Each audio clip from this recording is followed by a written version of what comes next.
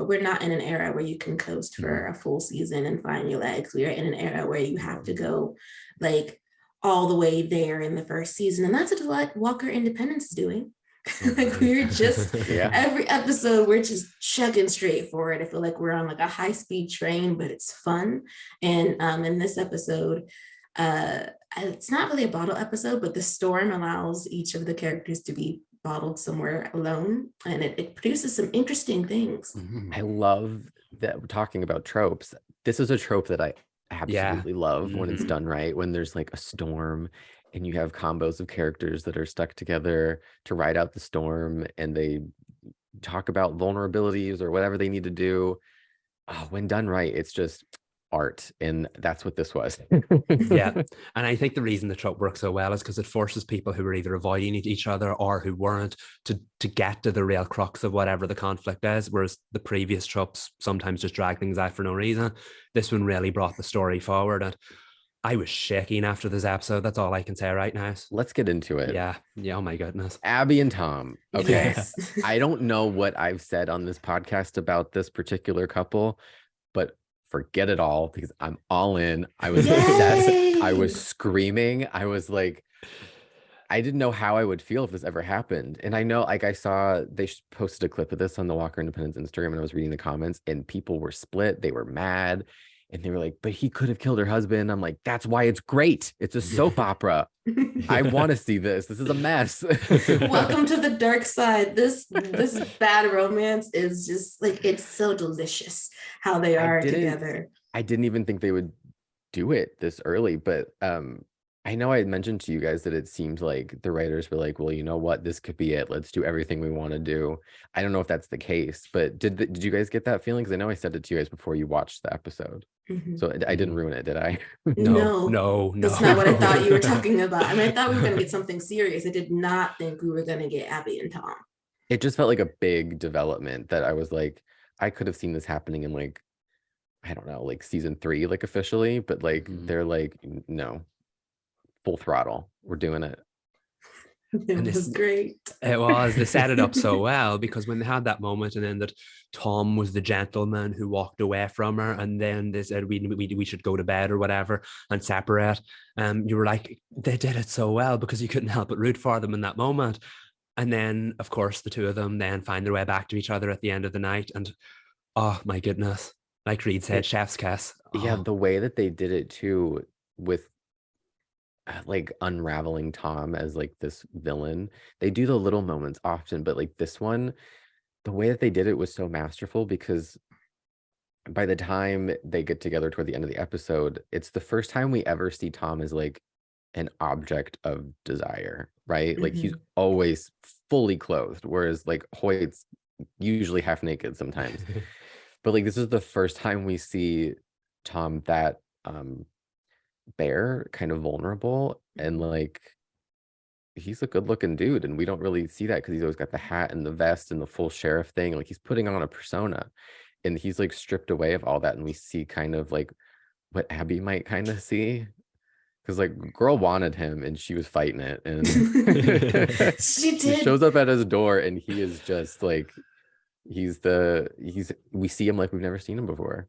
Well, but I think we also see him how she sees him when they're alone in the office, because one of the things that like the show doesn't, until this moment, didn't quite focus on a lot, was that they spent a lot of time together. Like this is the first time they've spent a lot of time together outside of the office, but they are generally together every day because she's his law clerk, and so she gets to see this man and his personality, and there are parts of it she doesn't care for, but there are parts of it that she finds to be charming. And I think the woman who was with them in as well at Hagen's, was that Hagen's? Well, the woman who was with them at the hotel, she kind of prompts that, because she's talking about her husband she lost and the romance that they had experienced in Independence, and she assumes that Abby and Tom are together because of the vibe that they give off, and they correct her, but they don't quite lean away from it. Like Abby entertains it, and she entertains it the whole night, and they even draw one another, which is very intimate. Like face to face, his drawing was not good, but even that charms her. because there's just something about Tom where you cannot dislike him entirely. That he's just very, you can He's very see complicated. Yes, and I think Abby likes complicated men. And even that near kiss by the fire, I was like shook and screaming at that part. So like when they finally like fully did it, I was like, what's going on? I couldn't believe it. But yeah, I unexpectedly really, I think the payoff for the story is as good as just seeing it happen. Because now Kate has seen them and she's got her own judgments, and Abby's like, you know what, girl, you know what, y'all left me. And they really leaned into that, because didn't Tom ask Abby at one point, where are all your friends? And she was like, oh, they must be somewhere else. And it was like, it sat with that for a moment, because even though, they realized, or they left Abby to like on the bench in the last episode, we didn't realize how far that divide kind of went. And I feel like this episode kind of subtly leaned into that, because the whole group dynamic was having fun somewhere else. And because Kate and Hoyt are suddenly like besties now, and they had their own thing going on there. And Lucy is now involved in that as well. And of course, Gus and Callian are off being the besties that they always were. So Abby was very much left on her own. And the only person there for her was Tom. And you never really got to see that kind of like one-on-one dynamic that they possess. Because at the start, it's kind of very much professional, still a little bit feisty. And then by the end of the episode, they just see each other in a way that nobody else kind of does. So I just thought, for a 40-minute episode with subplots all over, it really handled it so well. And like Reed said, you could not help but root for them by the end of that episode. That's why the trope was so successful with the putting them together, because I keep saying vulnerable, but Abby was in a vulnerable place, and the guy that might have killed her husband happens to be the one that's like has the closest proximity to her, and he's being very nice. And I hope he didn't do it now. I know, Or maybe I do. I don't know. Like, I don't know what would be juicier for like the soap element, but I don't know. I loved it. It was great. It is great. I think they're not going to tell us or even get close to sort of making us deal with it, what the answer might be, until we get even closer to the end of the season, because Shane is gone. So, and because I mean, Tom would have had to leave him for the storm anyway, but he also was distracted. So he would have, I'm sure he would have went earlier to go check on Shane had he So not. he escaped from hanging in the barn, right? Okay. I'm not sure how. I don't know if they're going to tell us, or if that's just like, they're like, don't worry about it, he just escaped. But it's interesting that they put that in at the end of this episode to remind us, actually, there's a lot at stake here. She just slept with a man that she's not entirely sure didn't kill her husband. She hopes that he's not. It's clear that she wants Tom to be innocent, but there's no guarantee that he is. And then you have like Kate judging what she walked in on, but also she was judging her earlier in the episode too, because she didn't really want to talk to her. Like, it was like a parallel to their first side-by-side walk in the pilot to this time, where Kate's not open. She's trying to be as polite as she can be, but she'd rather not be talking to Abby, and they just go their separate ways. It was very effective, because they kind of, towards the end of that conversation, found a little bit of common ground, tiny bit of common ground. And then, of course, that's all undone at the end of the episode when Kate finds her in Tom's bed. And there's Kate is not willing to listen to anything. She really thinks there's been some kind of divide here. And honestly, after that, you can't blame her. But it was heading in that direction anyway. So, I mean, like, only a couple of episodes left. I don't know, like, their dynamic's so important to the show. How's it going to cope with that? Is Abby going to try and fight to make Kate see? Does Abby even know what she's done? Like, she's doubted herself so much in the last couple of episodes. So yeah, Walker Independence just keeps getting so much juicier as it goes on. It does, and Callian still has to find out too. Because his story like broke my heart. I know. They didn't let him be happy after finding Nasha, but it was realistic for what had happened. It was. I struggled with like her decision to be like, no, I don't remember the corn husk doll, and then her daughter had it in the end, and I was like, why would she do that? And then I sat with it, and I was like, she probably did that to like set him free so he can let her go and like move forward in his life without being like consumed by finding her and holding on to this. And then it just felt like another thing came for him at the end. I don't know, it was just really sad. It was really touching to see. I love those character moments we always talk about with the show. Like we Mhm. got to really know his sister, and that actress gave a really captivating performance, and it was nice, They do a even though it was lot. sad. True. And they do a lot with in this show with being able to have two characters sit at a table Mhm. and not a lot happen, but a lot of character growth happen. Like And it that wasn't boring. it wasn't. Hearing her describe the ways in which she had to let go of her former life in order to survive was heartbreaking. Especially at the age in which she was taken, and to not be able to know that she has a disconnect to her culture because of what was done to her, but not being able to truly engage with what Callian was saying about how the people that she calls her parents are actually people that benefited from lying to her about what had happened, Mhm. which is something like that is a piece of history that did occur. And there were people who were told that they had been rescued from warring tribes, and actually they'd been stolen by white Christian missionaries and put in white families to assimilate. And so it's Mhm. just like, and that's exactly what happened to her. Potentially not the missionary part, that might have just been settlers, but it's exactly what happened to her. But she does not have room in her life to engage and unpack that, because if she were to Mhm. do that, it would destroy all of the growth that she had to claw her way towards. So she has to cut her brother loose. And it's very sad. It was Mhm. so bittersweet. Like the reunion, he thought he was saving her, and he was like, "Oh my God, she's fine." And she had to like put up those walls still to protect her life that she has now, and to protect him. I don't. It was just all so heartbreaking and sad. It Oh, was. oh, go ahead. It was. I was just gonna say the scene where like she ran to him and she called his name and that she recognized him and he ran towards her. It was just an incredible moment, and of course, it definitely set us up for that fall, that emotional fall that he then experienced when she didn't remember all of that. But yeah, oh my goodness, just like for being the subplot of the episode, this oh my. I can't put into words how much I was like connected to that story, and I just think it's because of how connected we are to Callian. But like, geniusly done.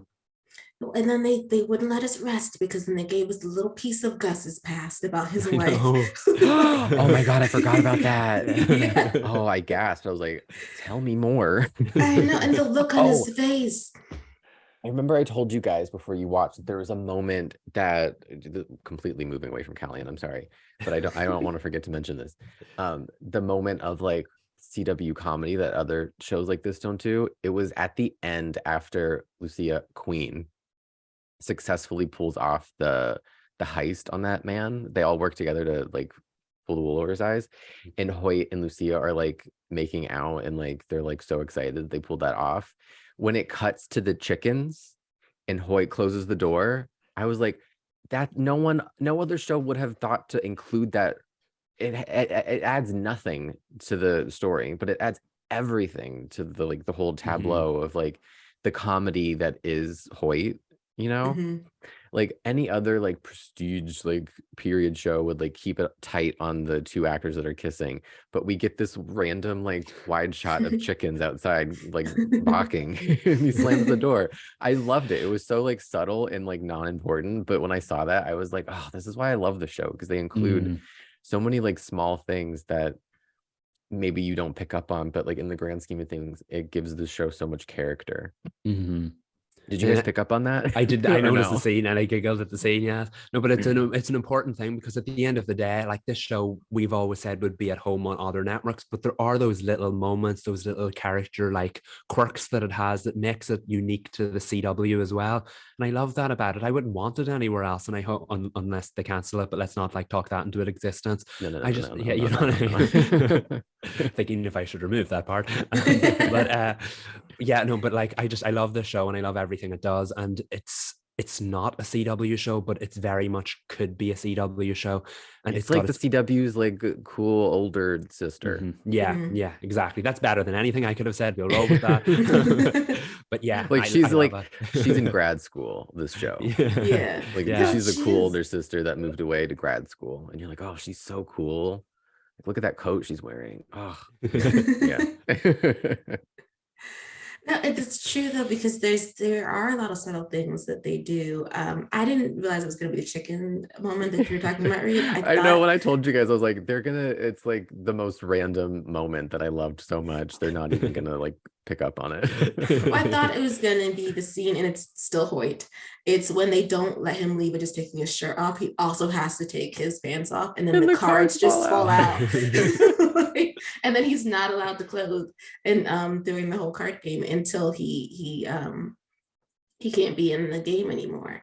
I also thought, like, speaking of like decisions that they made, that like you zero in on the way in which we've decided that Lucy is going to be on the same footing as Hoyt, instead of being a young girl who doesn't know what she wants to do besides that she doesn't want to run her family's ranch, is they put her in an outlaw outfit when we see her again. Like Iconic. signifying that like no, she's not here to play. Like she's changing a bit. Like the loss of her father has changed her perspective on life, and she's had to do a lot more than she'd previously done.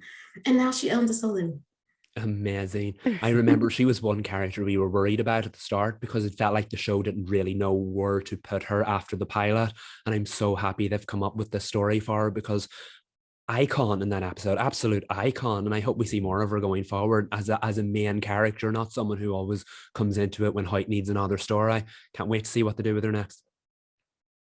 And she's very aware of what their romance is too. Like they were bickering slightly at the top, where she was just like, you just failed because you couldn't run the ranch. But she just accepts that's who he is, but also accepts she loves how thrilling it is for him to be the way that he is. You can never quite rely on Hoyt, but he's one of the most loyal people that you could have on your side. Definitely. He's really come into his own as the show went on. Last point for me though is I really want Kelly to find out what Abby did, and I say that because his sister asked him, do you have anybody important, like do you have anybody in your life? And I was like, he has Abby, but she's not doing right now. I mean, granted they're not together, but I think that moment is gonna try. He's always been supportive of her. This is not a decision that he's going to be supportive of. Yeah, I love the fact that the show had like such an obvious like love triangle. We never know whether they were going to like lean into that, but they have in certain episodes. Abby and Hoyt have had more than their fair share of moments. Abby and Callian have had more than their fair share of moments, and then here we are, Abby and Tom, out of nowhere, but at the same time some of us seen it potentially coming. And I just, like, where does this lead? There's so many dynamics that will be impacted by that one moment, and I can't wait to say it. Can't believe we're almost done. I know. It's done with the first season. And I don't like being scared about renewals. It deserves to be renewed. Manifesting, actually. Mole, please take. Yeah, Mole, where are you being, girl? Yeah, no, like this could be your first 2023 gift to us. Tell them to renew it. We don't ask for much. In fact, the Mole always just gives. We say things and the Mole just gives. So in this case, give us a season 2 of Walker Independence. Please.